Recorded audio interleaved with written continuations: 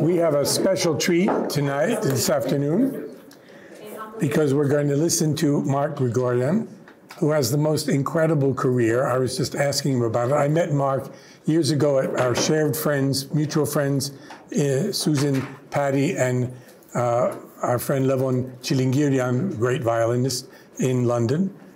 And why was Mark, who was a journalist who had worked in Armenia, why was Mark in London? Because he was an honest journalist working here in Yerevan, but he was investigative reporter and he was doing his work.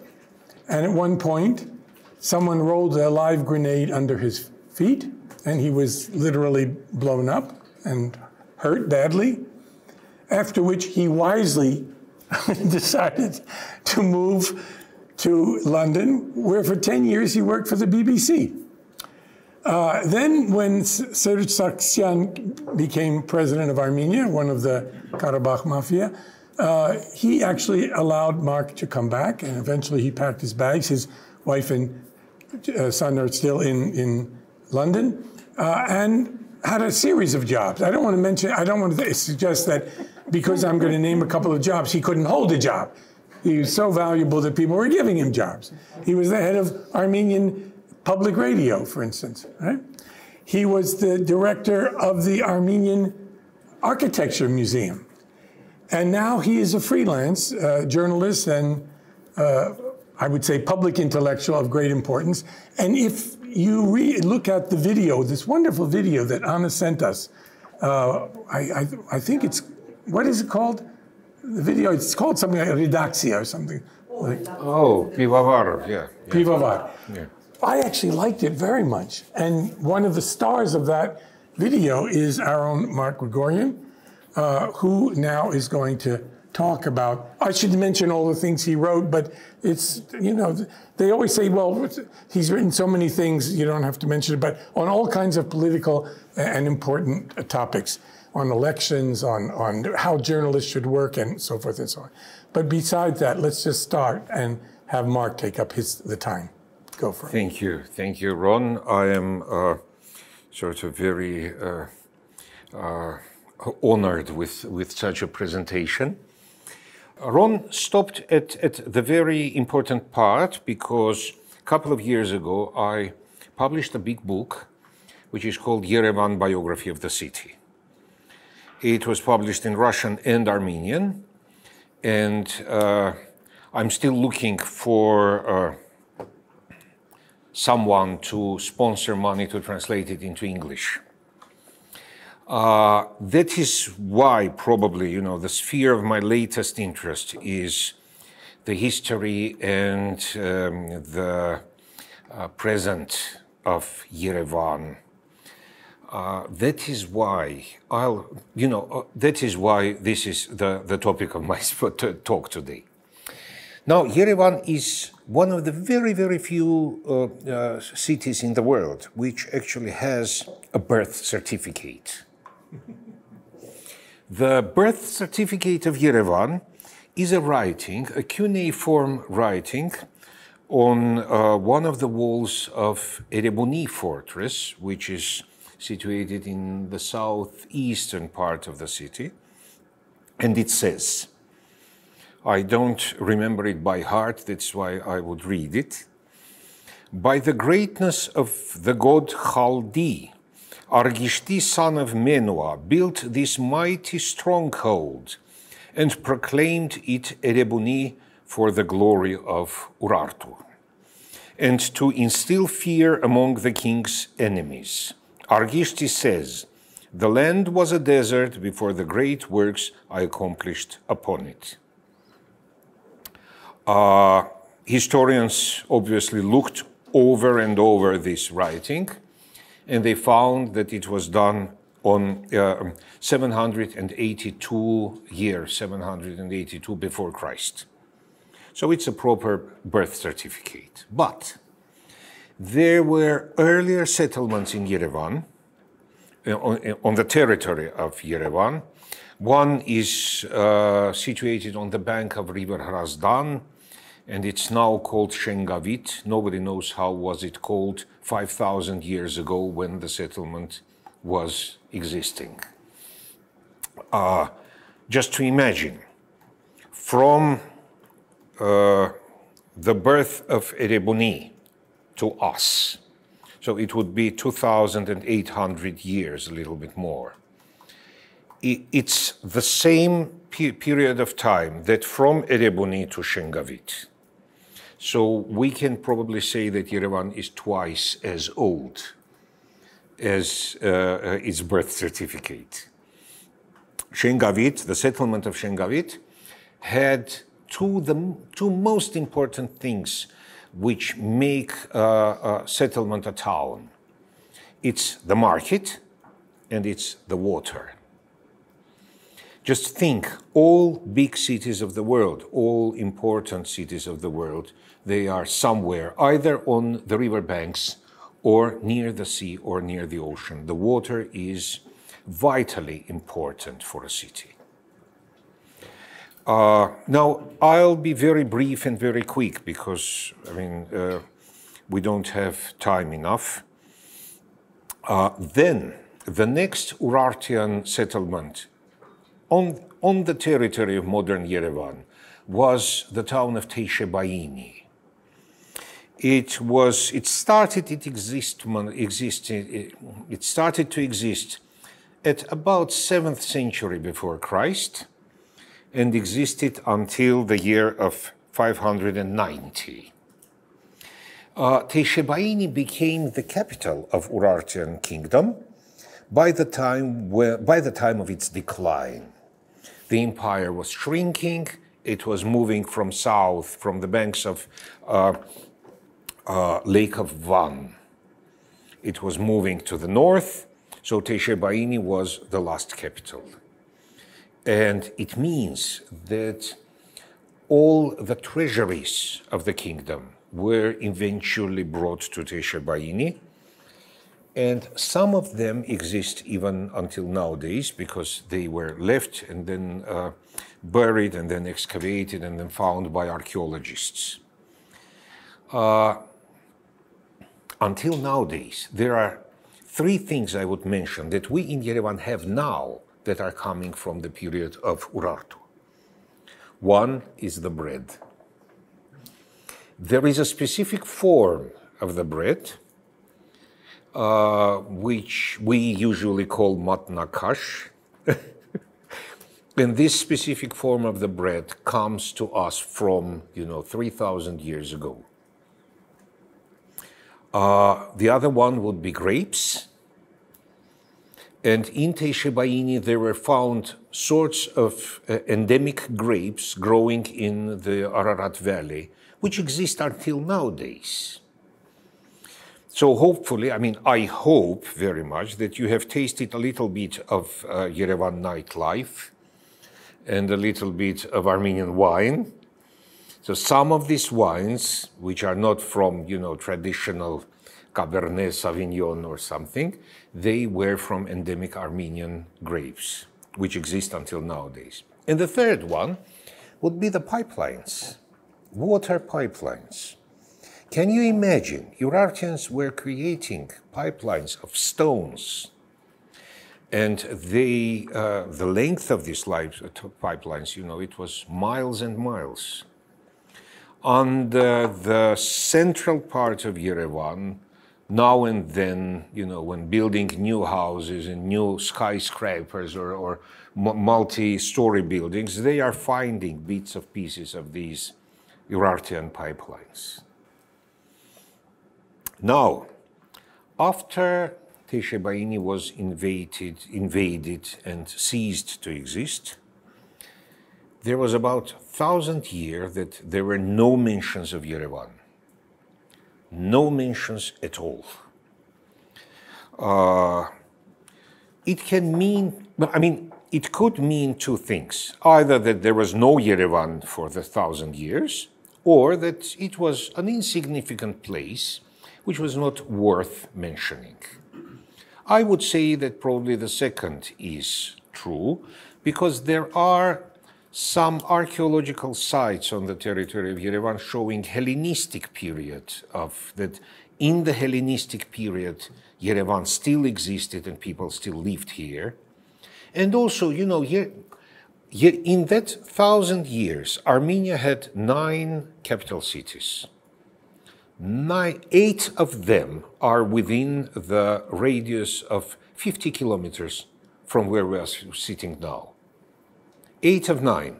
The 9th, Tigranakert, is near the modern Diyarbakir in Turkey. So if they were so close, we cannot say, you know, that there was nobody living here. So probably there were, but it was a small, insignificant settlement, which was not worth mentioning. And then we know also that there was a church built in the 5th century, which used to be exactly at the spot where Moscow Cinema is now. It's just, you know, next doors from Hotel Yerevan. So it was a church of 5th century. It was destroyed in the Soviet times under Bolsheviks. And then there is also a church built in 591. There was a brief period when this territory was under Byzantine rule, and that was when this Avan Cathedral was built.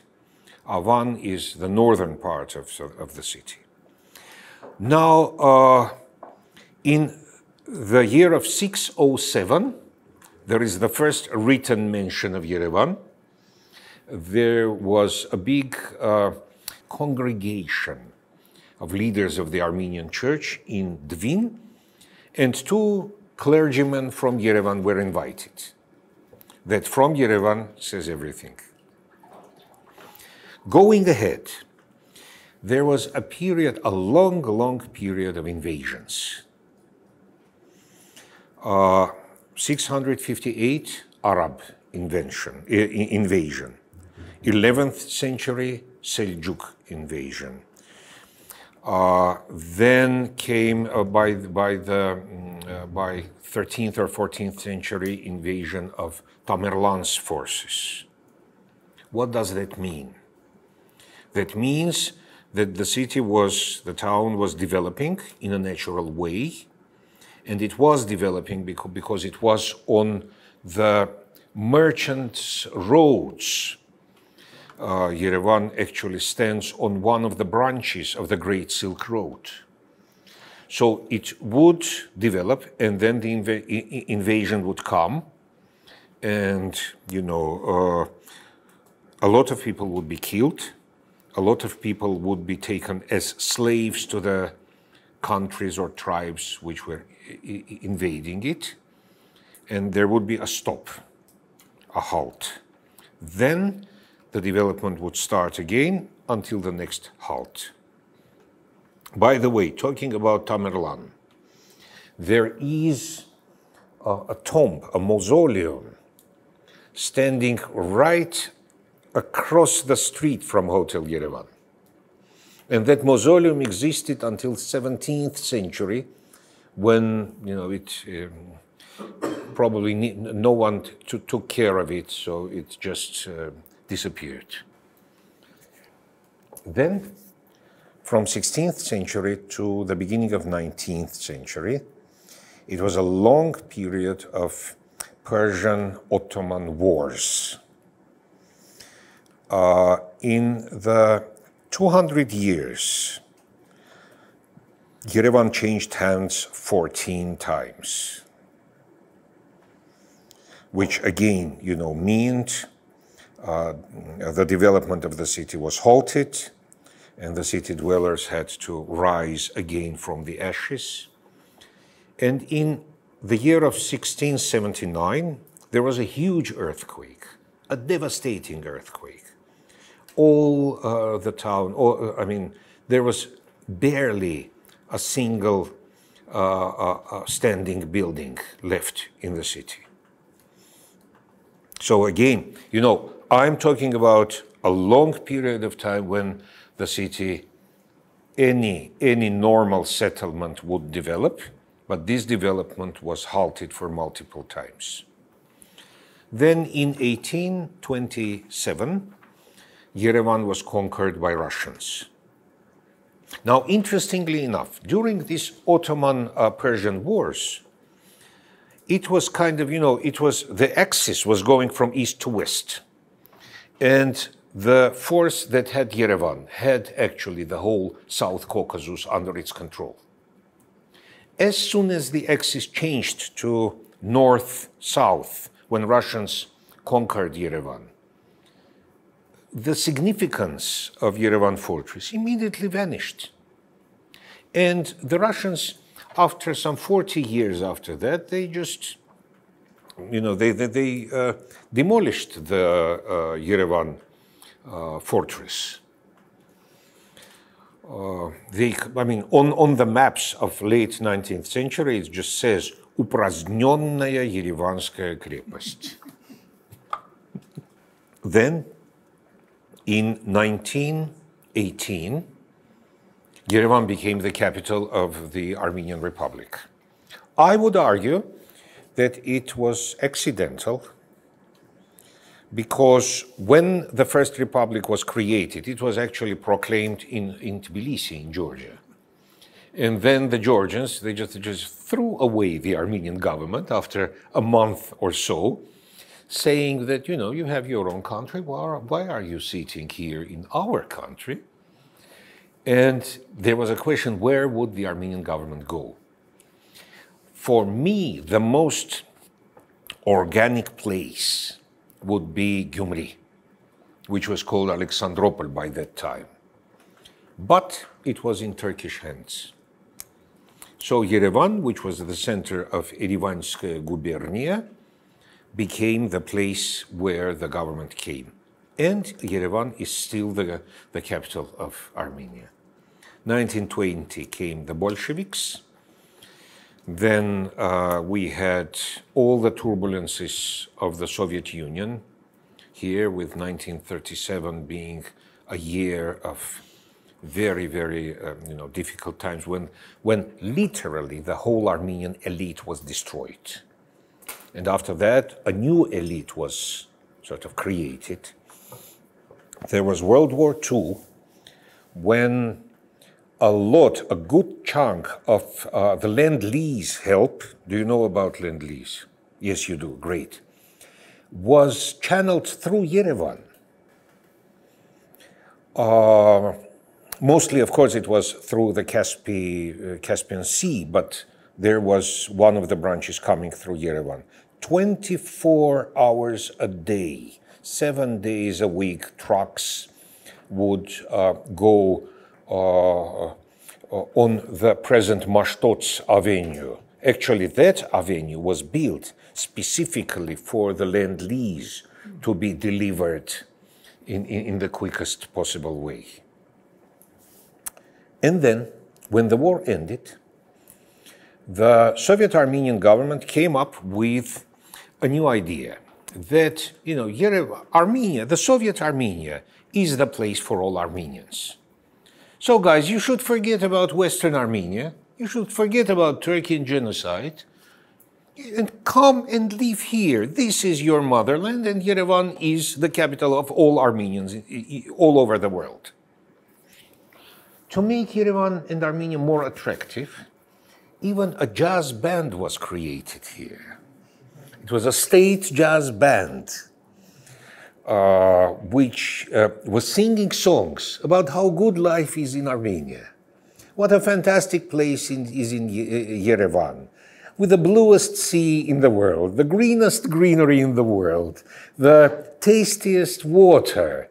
So please come and join us here, guys.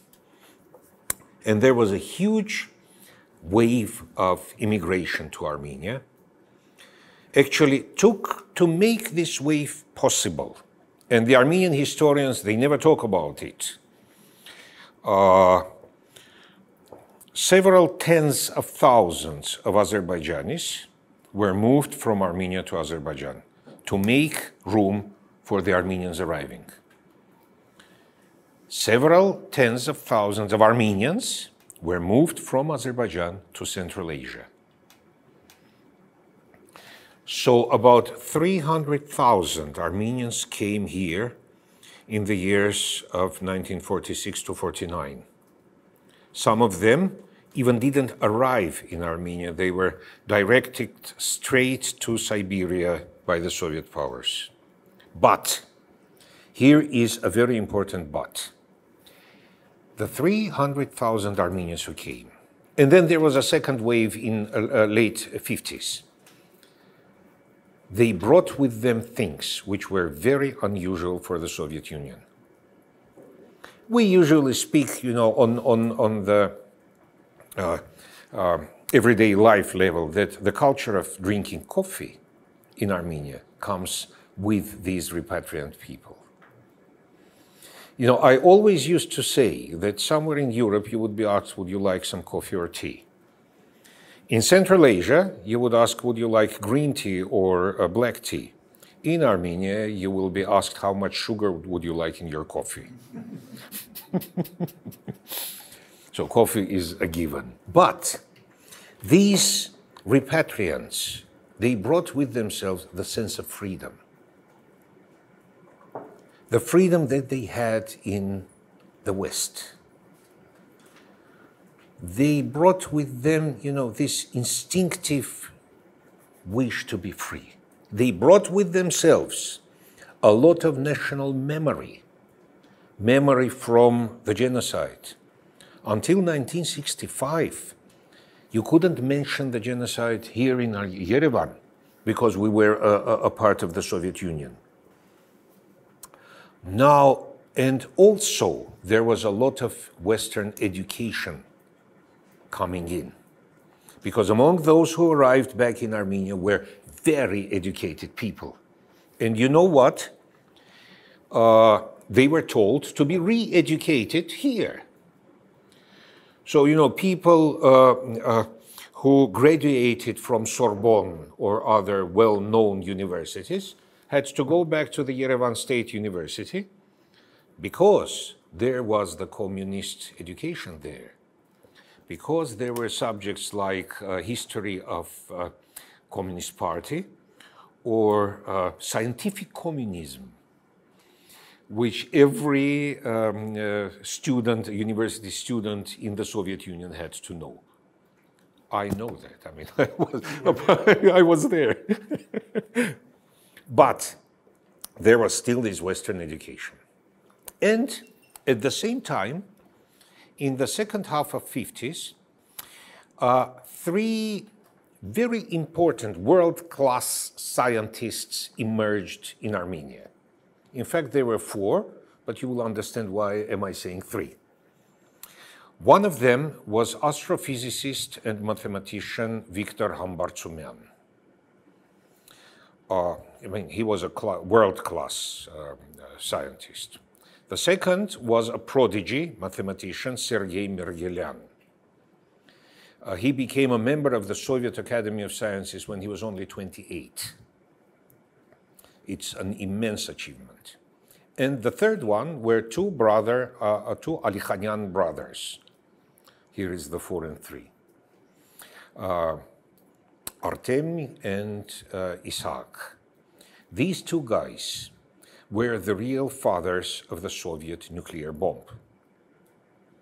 Officially, Armenians couldn't be fathers of the Soviet nuclear bomb. There should be some Russian under it. But you can say that Alikhanyan brothers, you can compare them to Oppenheimer in the United States. Now, in the second half of 20th century and until now, there is no way that you would have a scientist sitting in an ivory tower and, just thinking and producing. A scientist must have his or her own school.